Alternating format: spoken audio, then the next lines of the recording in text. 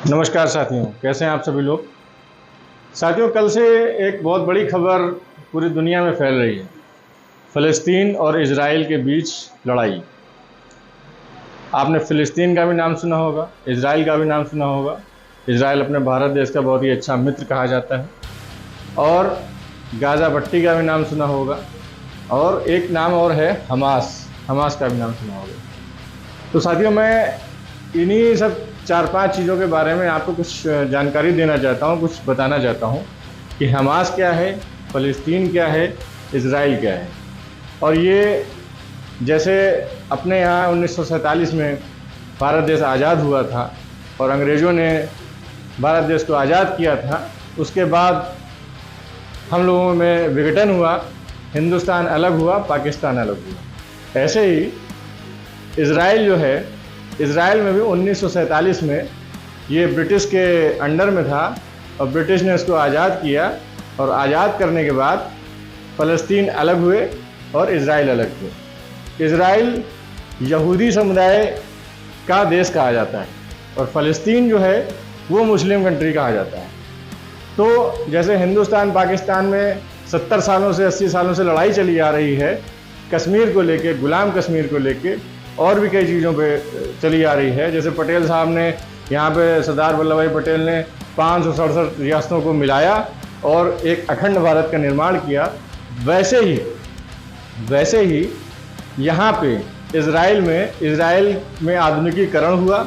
पश्चिमी देशों ने इजराइल को सपोर्ट किया और इजराइल हाईटेक हुआ। हाईटेक होने के साथ साथ ताकतवर भी हुआ और उसने फ़लस्तीनियों को पछाड़ने का काम किया।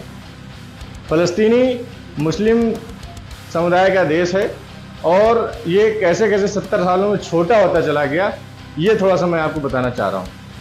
देखिए, कल की तारीख में 5000 के करीब रॉकेट हमास ने इजराइल पे दाग दिए। जवाबी कार्रवाई में इजराइल ने हमास पर, कह लें कि फ़लस्तीन पर हमला कर दिया।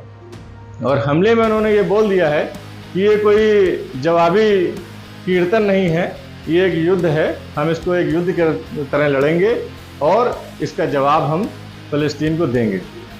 अब आप लोग सोच रहे होंगे हमास क्या है। हमास साथियों एक संगठन है जो कि एक राजनीतिक संगठन फ़लस्तीन में कहा जाता है। और ये फ़लस्तीन में राजनीतिक संगठन जो है, ये बहुत ही एग्रेसिव टाइप का संगठन है और ये कई युवाओं को बरगला के और आतंकवाद में धकेलने का काम करता है। और इसकी सरकार भी इस समय फ़लस्तीन में चल रही। कुल मिला के इसकी तानाशाही फ़लस्तीन में चल रही है, जिससे इजराइल त्रस्त है। अच्छा, हमास के जो अधिकृत क्षेत्र हैं वो मैं आपको बता दूँ, जैसे गाज़ा पट्टी वगैरह हैं। गाज़ा पट्टी में इनका अधिक प्रभाव है क्योंकि इनको अगल बगल के मुस्लिम कंट्रीज से भी सपोर्ट मिलता है, इसलिए इनका अधिक प्रभाव है। इजराइल वहाँ पे कब्जा नहीं कर पाया।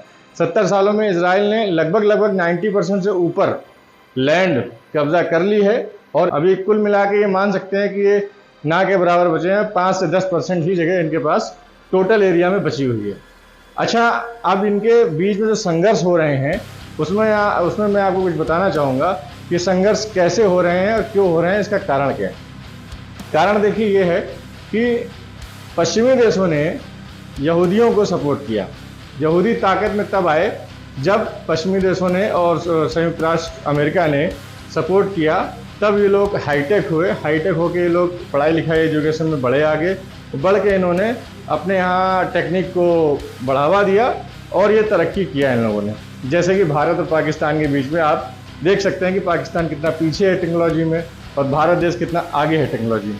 उसी प्रकार फ़लस्तीन और इजराइल के बीच में ये टकराव चलता रहा। चलते चलते फ़लस्तीन ने काफ़ी, जो उसमें मुस्लिम संगठन थे, उन्होंने संगठन आतंकवादी संगठन की तरह उन लोगों ने काम किया और वो पिछड़े और वो अपनी जगह और अपनी ज़मीन खोते चले गए।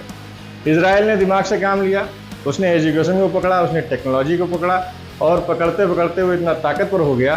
पश्चिमी देशों की उसके अंदर इतनी ताकतें आ गई कि उसने मुस्लिम संगठनों को उखाड़ के फेंक दिया। अच्छा, संयुक्त राष्ट्र में कभी कभी, सोवियत संघ में कभी कभी ये होता है कि जो बैठकें होती है उसमें कुछ देश ऐसे हैं, जैसे कनाडा है, अमेरिका है, जापान है और भी 4-5 देश ऐसे हैं जिन्होंने हमास को आतंकवादी संगठन घोषित किया है, वो हमास को आतंकवादी संगठन मानते हैं। वहीं पे कुछ देश ऐसे हैं जो, जैसे ऑस्ट्रेलिया है, न्यूजीलैंड है, ये कुछ ऐसे देश हैं जो हमास की फोर्स को, हमास की सेना को आतंकवादी संगठन मानते हैं। वो पूरे संगठन को आतंकवादी संगठन नहीं मानते हैं। और कुछ देश ऐसे हैं जैसे रूस है, चीन है, और भी कई कंट्रीज़ हैं, कतर है, सऊदी अरब है, तो ये कंट्री, ईरान है, ये कंट्रीज ऐसे हैं जो हमास को किसी भी तरीके से ना तो आतंकवादी संगठन मानते हैं और ना ही उनको आक्रामक मानते हैं। उनको वो कहीं ना कहीं पॉलिटिकल पार्टी ही मानते हैं और पॉलिटिकल पार्टी का दर्जा देते हैं। तो हमास ने गाजा पट्टी में कब्जा कर रखा है और वहाँ पे जो हमास में जितने भी युवा जुड़े हुए हैं, युवाओं को आक्रामकता सिखाई जा रही है। रॉकेट लॉन्चर में इन लोगों को निपुण किया जाता है। अभी कल इन्होंने लगभग 5000 रॉकेट लॉन्च किए और छोड़ दिए इजराइल के ऊपर। इजराइल ने जवाबी कीर्तन चालू कर दिया है, कुल मिला के इनको ठोकना पीटना शुरू कर दिया है। अब देखते हैं। वैसे जैसे रसिया और यूक्रेन का युद्ध लगभग 1 साल से ऊपर हो चुका है, 2 साल के करीब हो रहा है, सालों साल चलेगा। वैसे ही अब इजराइल और फ़िलिस्तीन के बीच में भी कुछ ऐसा ही टकराव होने वाला है जिसको इंतफाक कहते हैं। लगभग 2 इंतफाक ऐसे हो चुके हैं जिसको उथल पुथल बोलते हैं, जिसको विद्रोह बोलते हैं। ये तीसरा विद्रोह 70 सालों में इजराइल और फ़लस्तीन के बीच में शुरू हुआ है। अब देखना है कि ये जो तीसरा विद्रोह शुरू हुआ है इसमें फ़लस्तीन कितना बचता है, इजराइल कितना आगे बढ़ता है, क्योंकि इजराइल के पास ताकत है, पावर है, सब कुछ है। उसे फ़लस्तीन को ख़त्म करने में ज़्यादा समय नहीं लगेगा। अब देखना है कि शरण कहाँ ली जाती है फ़लस्तीन के हमास को, कहाँ जाते हैं ये लोग, कैसे जाते हैं, इनका अंत कब तक होता है। Wait and watch. आज के लिए इतना ही।